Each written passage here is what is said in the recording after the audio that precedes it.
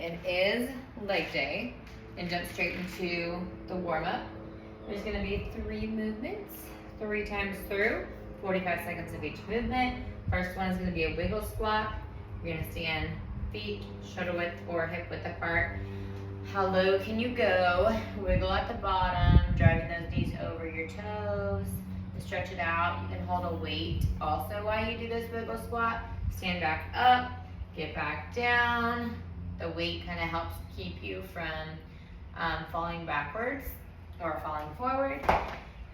And do that to open up your hips and get ankle mobility in there too. So second movement is going to be reverse lunge to a rotation or to a twist. You're going to take a step back, rotate towards that knee in front, lean forward before you step up, reverse the other leg, tuck the hip under like if you were to have a tail, tuck your tail, pull the hip forward, rotate towards the knee in front. It really stretches that hip flexor and quad.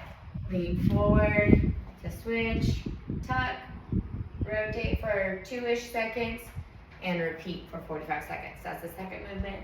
The third movement is going to be a wide stance. Toe touch, so you're going to reach across your body. You can rotate on that one too. Stand up, reach across your body, rotate, stand up. That's going to be hamstring and back stretching. That is your warm-up, those 3 movements.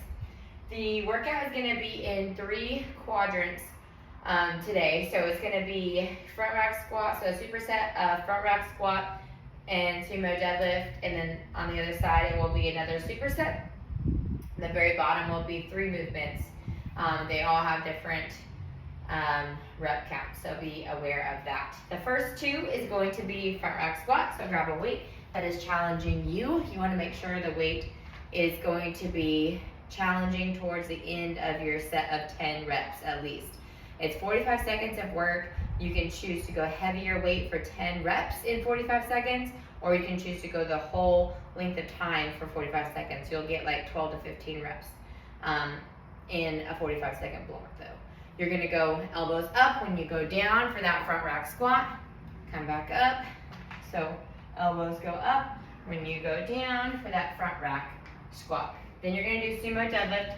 Stand with your feet wider. Inhale on the way down. Squeeze your shoulder blades. Inhale on the way down. Exhale as you squeeze your booty as you stand up. Use those glutes to stand up. So hips go back. Keep that chin tucked when that chest is down. Squeeze those glutes on the way up. That's your sumo deadlift. So use a heavier weight on that deadlift. You can also use a bar if you want to on that. That is a superset, so you're going to do those 2 movements for 4 rounds. The other superset, the next superset is going to be Bulgarian split squat. So you're going to find a box or a bench to put your foot on. Make sure you have a wider stance, so stand with your feet about shoulder width apart and then reach back for that target for your foot. So reach back for that bench target, stay nose forward over your toe, keep that foot flat. Go as low as you can go, come back up. You can have a weight in front.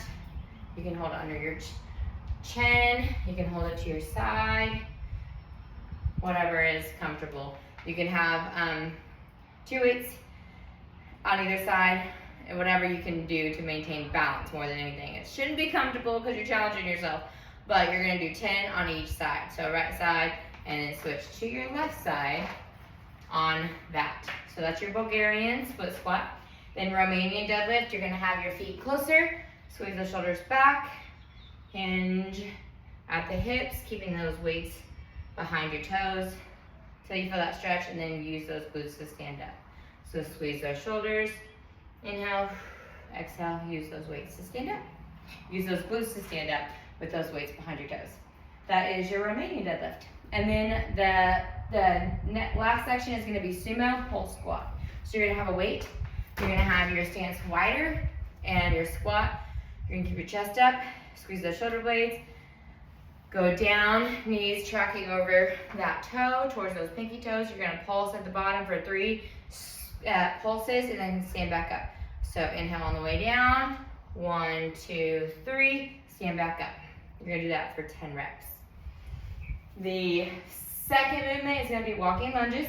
So you're gonna take your weights, 1 or 2 weights, or body weight, depending on where you are. You're gonna make sure when you step forward, you're gonna kind of go out to the side for a balance.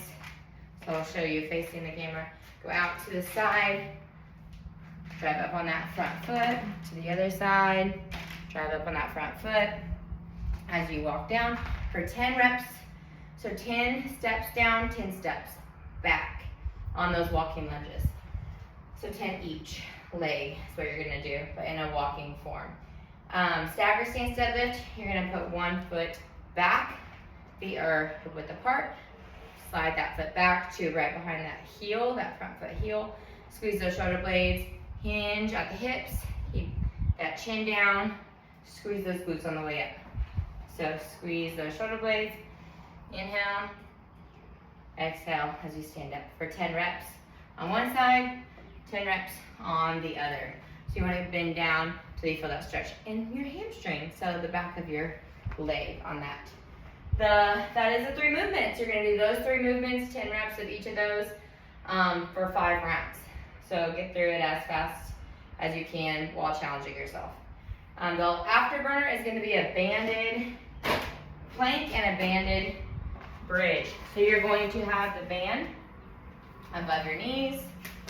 You're going to do a plank. I'll show you that one first. So you're on your elbows, hips are under, pushing that chest away from the floor, shoulders down away from your ears.